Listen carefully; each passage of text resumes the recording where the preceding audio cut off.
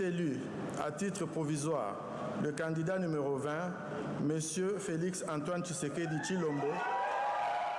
La victoire de Félix Tshisekedi ne faisait pas de doute, tant son avance était grande dans les résultats donnés par la CENI les jours précédents. Ce dimanche 31 décembre, Denis Kadima, le président de la commission électorale, l'a confirmé au terme d'une longue énumération de résultats et de pourcentages. Le président sortant est donc réélu avec 73,34% des voix. Une victoire toujours provisoire selon les termes officiels puisqu'elle doit encore être confirmée par la Cour constitutionnelle. Pour cette annonce, la CENI avait organisé une cérémonie officielle en direct à la télévision nationale.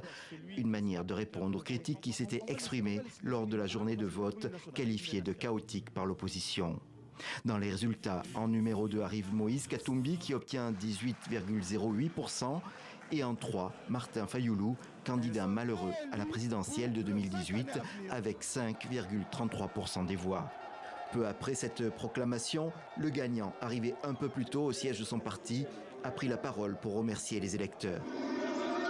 Mes très chers compatriotes, ce 20 décembre 2023 a consacré envers et contre tout, sauf votre patriotisme, votre détermination et votre foi en le devenir de notre nation, le rendez-vous de la réaffirmation de notre identité et de notre fierté d'appartenir à ce beau pays, la République démocratique du Congo.